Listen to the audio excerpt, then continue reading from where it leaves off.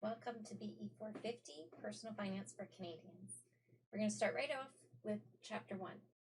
A copy of the e-text that you have access to, and this is the textbook we'll be using. You do have access to all of the chapters, but we're not going to be covering them all in this course. But we are going to start with Chapter 1. These are the learning outcomes for the chapter. We are going to be analyzing the process for making personal financial decisions. We're going to learn how to properly develop personal financial goals. We're going to assess some of the economic factors that influence personal financial planning. We're going to determine personal and financial opportunity costs associated with decisions. And then finally, we're going to identify some strategies for achieving personal financial goals depending on your life situation. So what is financial planning? The word that's really important here is process. A financial plan is a process. It's something that we constantly revisit and revise and adjust according to different goals, our life cycle stages, and market conditions. So when we talk about putting a financial plan in place, we're really talking about trying to maximize our personal level of economic satisfaction given our goals and our limited resources. There's lots of advantages to having a personal financial plan. It says here increased effectiveness in obtaining, using, and protecting your financial resources, but I would also say there's an efficiency there as well. So efficiently using your financial resources at hand, that's going to get you maximum benefit for, again, the limited resources that we have. When we start looking at our finances, we get a better sense of control over them. When we can plan for our financial events properly, we don't have to rely on always using debt. And then always, when you have excessive debt, the risk is that you could become financially insolvent. There are non-financial advantages to financial planning as well. Our finances has a very important impact on our personal well-being and that of our relationships as well. The number one cause of marital breakdown is actually finances, arguing about the family finances. So taking control of your financial situation can alleviate stress in other areas of your life. So if those are reasons why you would want to have a financial plan, why doesn't everyone? Sometimes people think you have to have money before you can start a financial plan. Well, I would argue that it's difficult to accumulate wealth without a financial plan. A lot of people want to do something more with their finances and just don't know where to start. I've been teaching at Mohawk College for about 12 years now. And when I meet people outside of the college and they ask what I do and what I teach, after all of the list of courses that I say, this is the one that really gets their attention. And I ordinarily get one of two reactions. Either the first thing people would generally tell me is they should teach this in high school.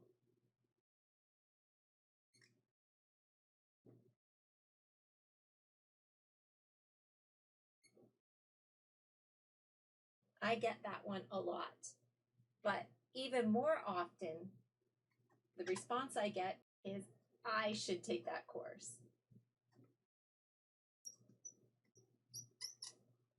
Financial literacy is a huge problem in Canada. People are unable to manage their finances effectively and efficiently. Sometimes they just don't know where to start. Sometimes they don't know how to go about it. So while this course is a part of your core curriculum for your diploma, my hope is that this is the course that you're going to take with you down the road. And remember things that you learned and actually be able to apply some of these concepts for the betterment of your own financial plans. So when we talk about our personal finances, there's three decisions that we have to make. When we earn dollars, we can do one of three things. We can spend it, we can save it, or we can share it with others or with charities. Spending and saving, there's often the choice between consumption now or consumption in the future. When I think of a financial plan, I think of a map. When you go on a trip, you don't just get in the car and start driving. The first thing you have to do is say, where am I going? The step one of the financial planning process is exactly that. Where am I going? And we call those your financial goals. If you don't first stop to set your financial goals, you're going to end up somewhere. It just might not be the place you want it to be. When you set your financial goals, it's important that you set them in a way in which they can be met.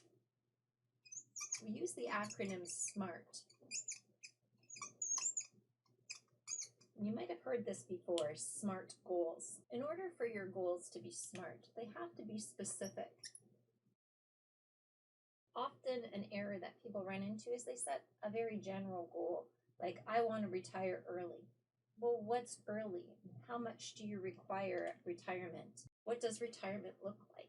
Just having a simple, vague goal would be very difficult to put an action plan into place to attain it. So while your goal has to be specific, it also has to be measurable. We need to quantify our goals so that we can set in place a strategy in order to reach them. Now, there's some discrepancy with the A, what it stands for. A lot of times you might have heard that A stands for attainable. But when you consider that the R stands for realistic, attainable and realistic kind of sound like the same thing. An example of an unrealistic goal or an unattainable goal would be to say, I'm 55 years old and I'm going to retire when I'm 56 and I haven't saved anything yet. That's not a realistic goal and it's not attainable. So we use the A to stand for action-oriented. That means your goal is a SMART goal if we can actually take measures to achieve it. And then finally, there has to be a timeline when we expect to reach these goals. So again, using the I want to retire early. How do we make that a SMART goal? Specifically, I want to retire. So I want to retire at age 55 with an annual income of $60,000 adjusted for inflation, using company pension, government pension plans, which we're going to learn about in our retirement units, and supplementing the difference with my personal savings. And this is a long way from I want to retire early. Is it realistic? Well, that's when the planning comes into place. And we move into step number 2. So going back to our map analogy, if step 1 is where am I going, step 2 is, well, where am I now? And in financial language, that's assessing our current situation. Is that a realistic goal of retiring at age 55? Well, we have to look at where our current situation, what our resources are right now. And we use 2 financial statements when we're doing a personal financial plan. I know you've all taken Accounting 1, and we learned the financial statements with a business are the balance sheet and the income statement. Very similarly, in your personal finances, we take stock of your assets and liabilities and your incomes and expenses. But instead of the balance sheet, we call it a net worth. So in business, where you would have a balance sheet, we call that in personal finance a net worth statement. And the other important statement in business is that income statement. We still want the same information, but we look at a personal cash flow.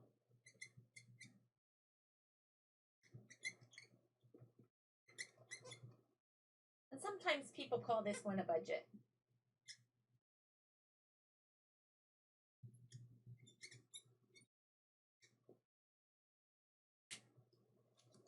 Just like in business, the net worth statement is simply everything that you own, subtracting everything that you owe.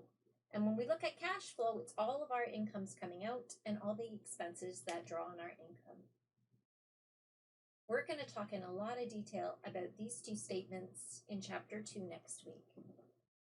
So what's the next step in the financial planning process? We know where we're going, we know where we are, so the next thing is to chart the route, which we refer to as identifying alternative courses of actions.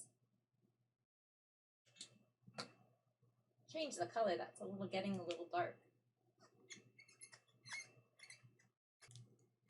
So what does that mean exactly? Well, let's just say, where am I going? I'm going to point A. And where am I starting from? I'm starting from point B. Charting the route isn't necessarily doing this. You might think that that's the only way to get from point B to point A, but there might be reasons why you would want to deviate from your route.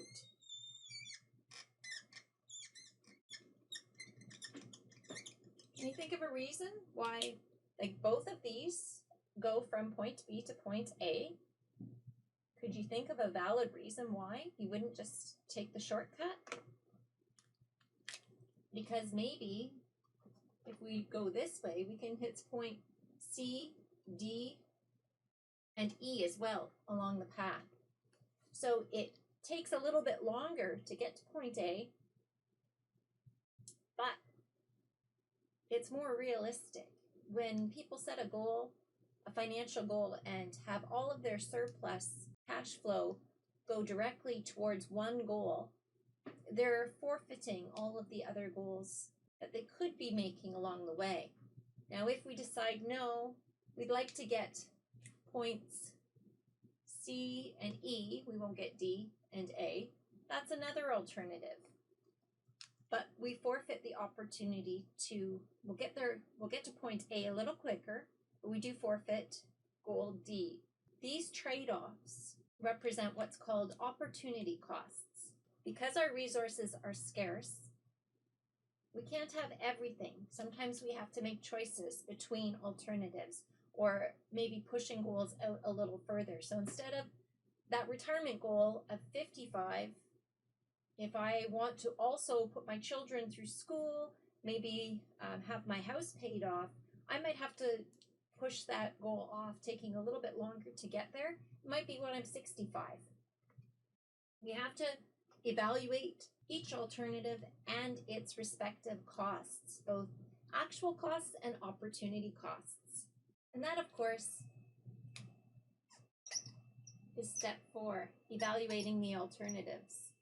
So we're going to look at costs, opportunity costs, and also risks. So then what's step 5? I know where I'm going, I know where I'm starting from. I've looked at the different routes available and I've evaluated each opportunity and each path forward. We got to implement the plan. We got to go. It's amazing how many people go through all of these steps and don't actually implement the plan. We can all relate to that in other areas of our life too. We buy the gym membership, we buy the gym clothes, but you got to actually go to the gym if you want to see the results. So we have to implement the action plan. So we're on our way. We know where we're going. We know where we're starting for, what we have to work with to get there. We've looked at the different alternatives available to us, and we've evaluated the risks and the costs, including the opportunity cost. Now we're ready to go, and we go. Is there anything left? Yes, there is. The final step, because remember what I said at the very beginning of this class, this is a process, it's not a product. So we have to stop and reevaluate and monitor and review on an ongoing basis. Sometimes we have to make adjustments to our plans once they're in place. If you're thinking about a retirement plan set to when you're age 55, there's a lot of time between now and age 55. Things might happen along the way which cause you to reevaluate your course. They could be life changes, getting a job, losing a job, getting a promotion, getting married, getting divorced, having children. Those type of things really make us reevaluate our plan, but there's also minor tweaks that we want to look at. For example, when we start evaluating the alternatives and formulating the plan, we're going to use some assumptions about inflation rates, rates of return, and how our investments are going to perform. These are all estimates. We're going to do our best to make realistic estimates, but they are indeed estimates. So if I estimate that my portfolio is going to return 6%, that might be a very realistic estimate for the duration of my plan. But in a 1-year period, would I get exactly 6%? Most likely not. So we're going to make evaluations and tweaks, tactical shifts to take advantage of market opportunities or compensate for market losses. So going back to the text, step 1 of the financial planning process is developing your financial goals.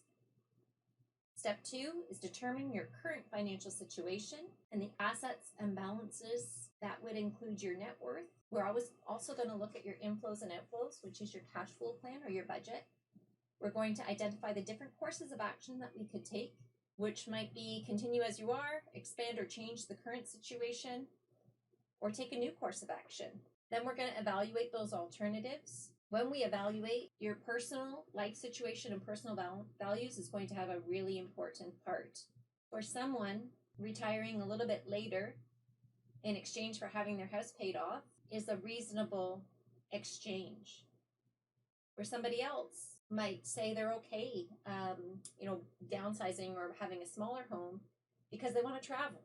So evaluation of the alternatives and setting the financial goals is very personal and does depend on your life situation and your own values and those of your partner or dependents, if you have some. We want to make sure that we're also considering our opportunity costs. So when we think of the cost of going to school, you think of your tuition, your books, maybe your computer, internet services, and things like that. But there's also an opportunity cost. While you're watching this video, you're not working, so you're not earning an income. So that should be taken into consideration when we evaluate our alternatives, is what are we giving up?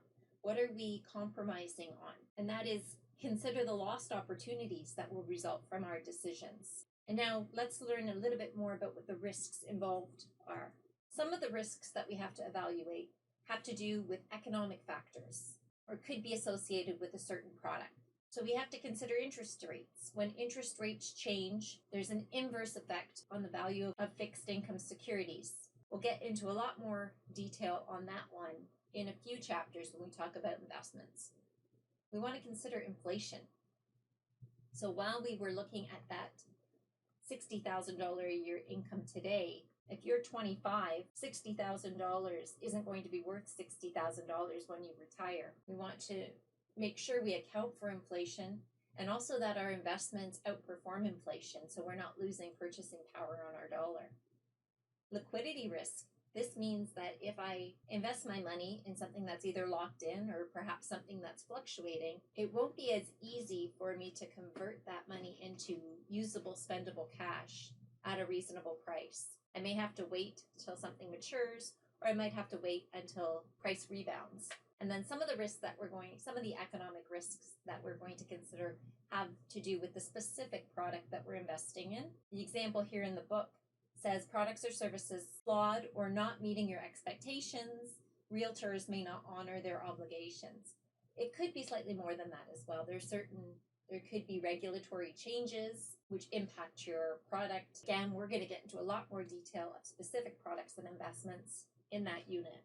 In addition to the economic risks, we also have to think about personal risks. We have to consider risk of death or injury or illness, something that's going to result in a loss of income, and also asset risk or liability, something that we own getting damaged or us causing damage to someone else's property. When we are evaluating these types of risks, we can try to minimize the risks. We could avoid the risks entirely. We could retain the risks ourselves, or we could share the risk by buying insurance, and that's another piece of the financial plan that we will be considering. Once we've evaluated all of our alternatives, then we're going to go ahead and implement that financial plan. This is not a step that you have to do by yourself. There's a lot of financial professionals out there that can help you with this. But hopefully after taking this course, you're going to feel a little bit more confident in implementing some of these financial plans yourself. And then finally, things change. Life changes, economics change. We want to reevaluate and revisit your plan. Now, how often should you? It says regularly. What does regularly mean? It really depends on the person. Some people like to look at their financial situation on a monthly basis. Others say a couple of times a year is fine. The FP Canada requirement is that certified financial planners need to meet with their clients at least on an annual basis to review their plan, make adjustments, and make sure that nothing's changed. I would say annually is adequate unless there has been a major change. If you got a promotion or lost your job, you certainly wouldn't wait to the anniversary to review your plan. And just reinforce one more time that the financial plan is a process, not a product. So we continually review, we add goals, we meet goals, and start again.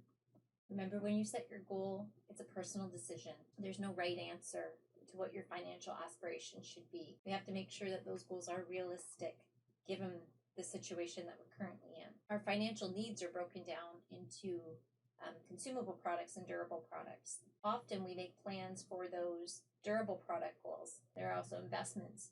They could be considered an investment like a house, but we do have to take a look at the budget to ensure that our immediate consumable goals are being met also.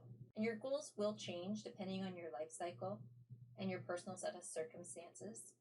Your goals today might completely change if you get married or divorced or you lose your spouse. In North America right now, it's very common to have one household with two incomes. So that's something that has changed, and of course changed what people's financial goals are. There are more single parents now than there used to be.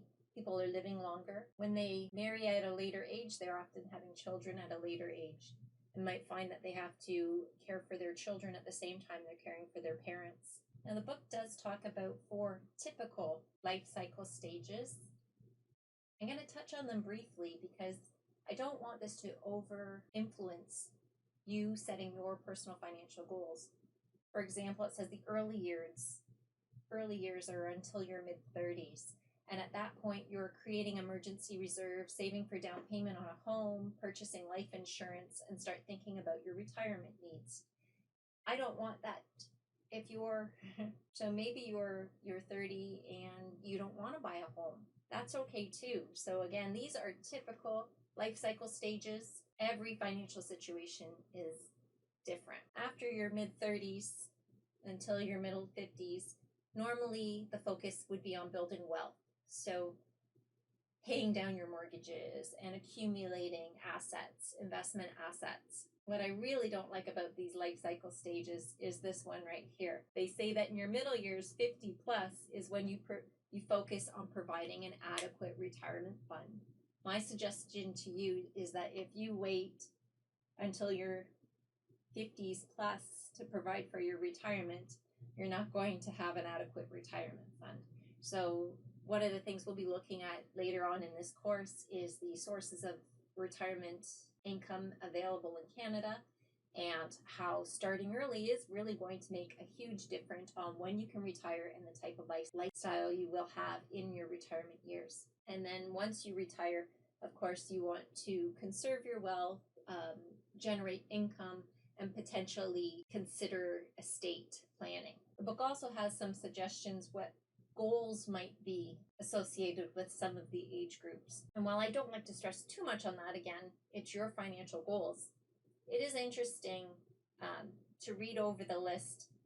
Like, for example, if you're 18 to 35, obtain disability coverage to replace your income during a prolonged illness. That might be something that you hadn't considered before.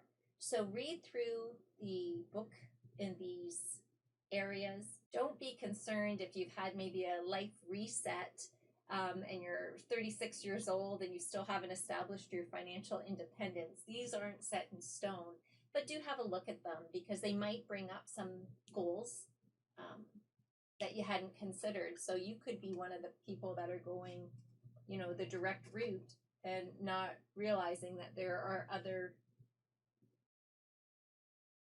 other goals that you're giving up along the way. So just read through these examples and take them with a grain of salt.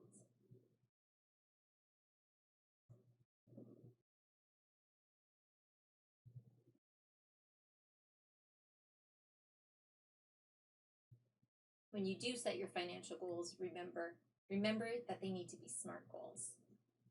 Specific, measurable, action-oriented, realistic, and time-bound.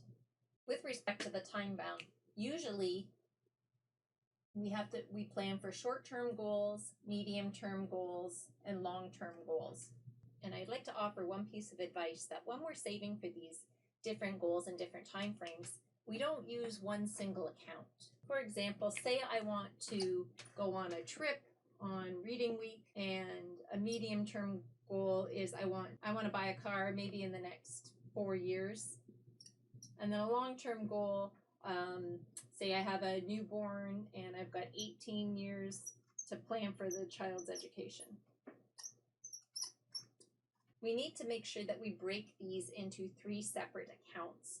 One, because oftentimes there might be a special account that has advantages for saving for certain purposes. I'm thinking with the education, there's something called a registered education savings plan that we're going to learn about.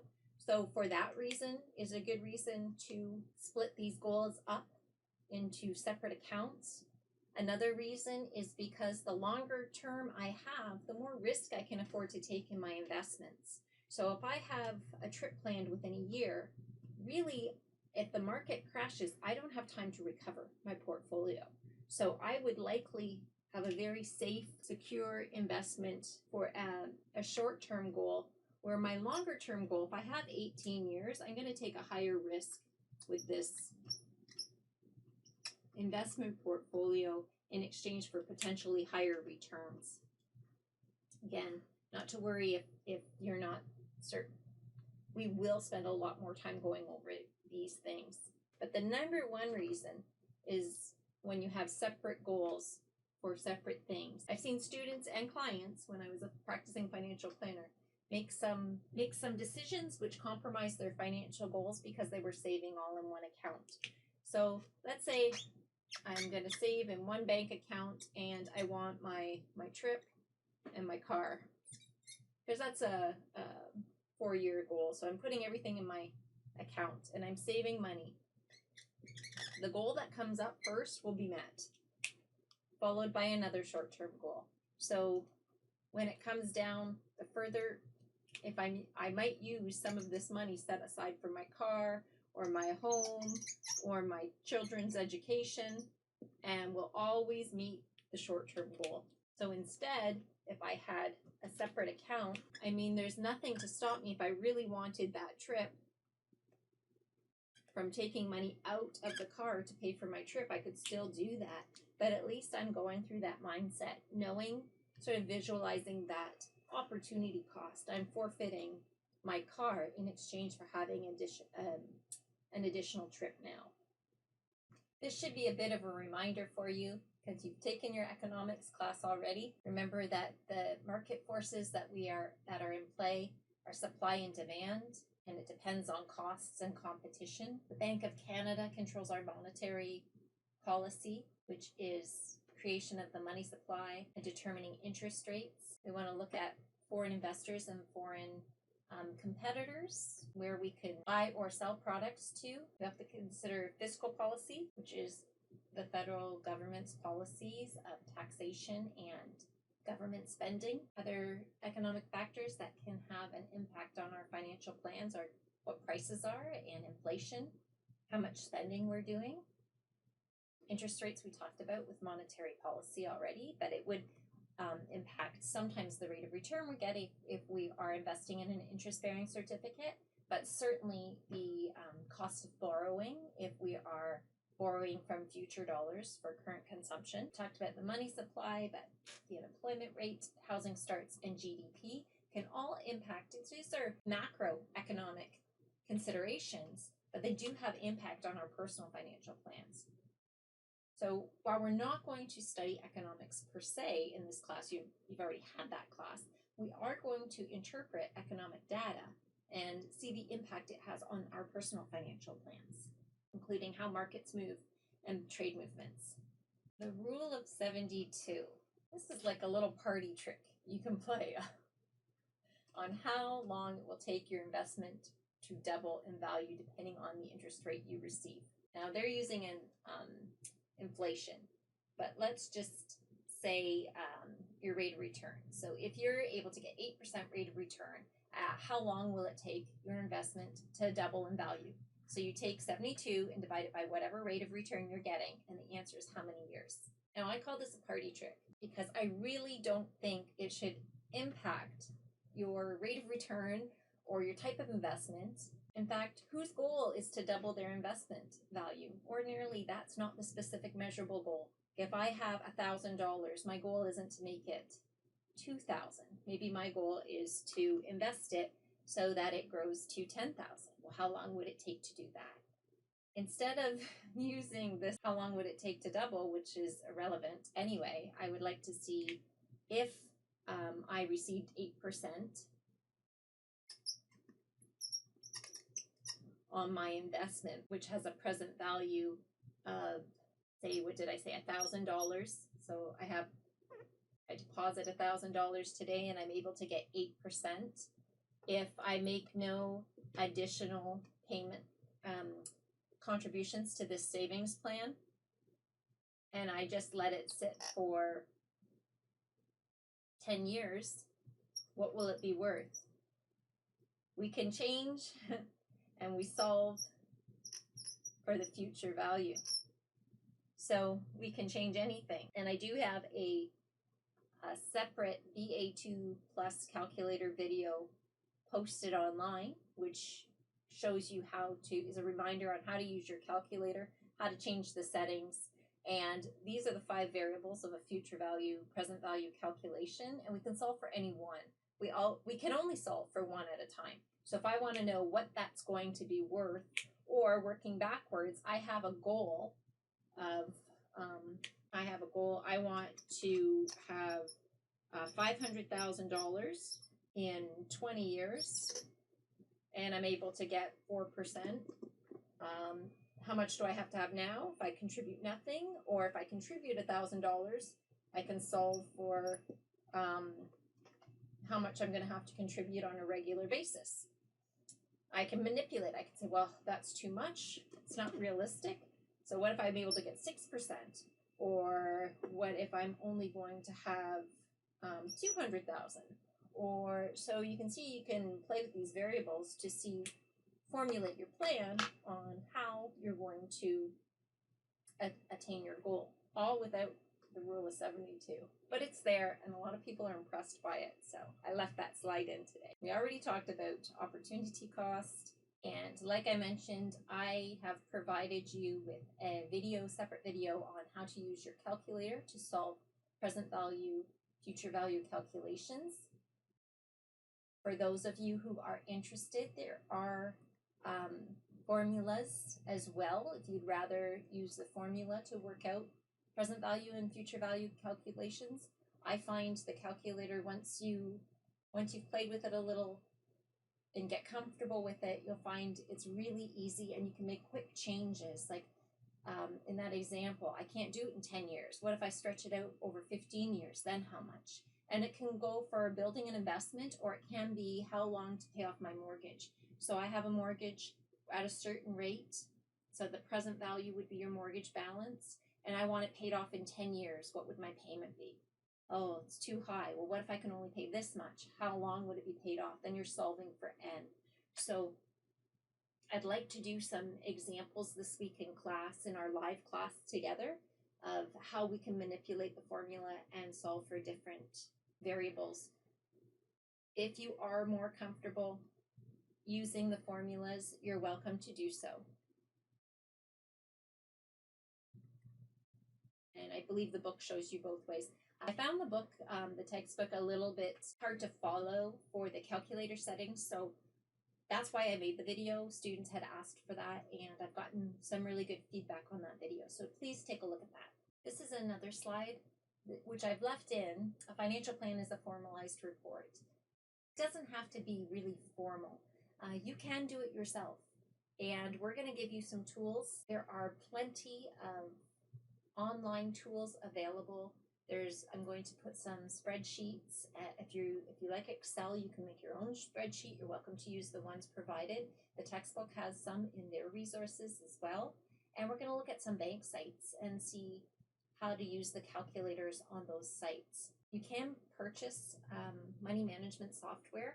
My goal is to give you enough knowledge and confidence that you really don't need to purchase anything additional. You should be able to do it yourself. One of the most difficult things about financial planning is that we sometimes have some bad habits that we have to undo, which could include maybe spending more of our income than we should.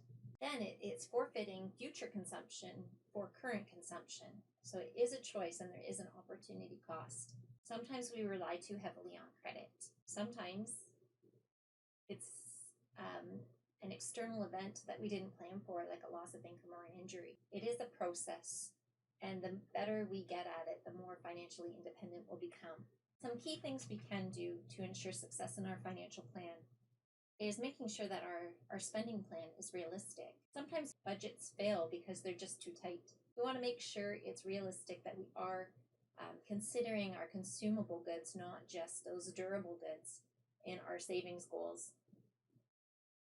We want to make sure that we have adequate insurance protection that protects our personal property, liability that we cause for damage to someone else's personal property, and also for our health and death. Another thing we're going to consider when we learn about investments, not all investment income has the same type of tax treatment. So we want to choose smart, tax-efficient strategies. And we're also going to learn a little bit about some of the registered plans that are available in Canada to take advantage of. So in summary, let's just make sure we achieved all our learning objectives. We analyzed the process for making personal financial decisions. We learned about developing personal financial goals. We talked briefly about the economic factors that influence personal financial planning. But again, knowing you had an economics class previous to this one, we didn't spend a lot of time on that. We discussed in detail opportunity costs. And we talked a little bit about some of the strategies for attaining different financial goals. That includes the recorded content for Chapter 1. I hope you join me this week in class. I will be recording the class and posting it to my Canvas page as well, in case you are unable to join us at the scheduled time. If you are able to join us, please bring your BA2 Plus calculator and be prepared to discuss some financial goals, and we'll go through some strategies and ways to attain them. I look forward to seeing you. Have a great day.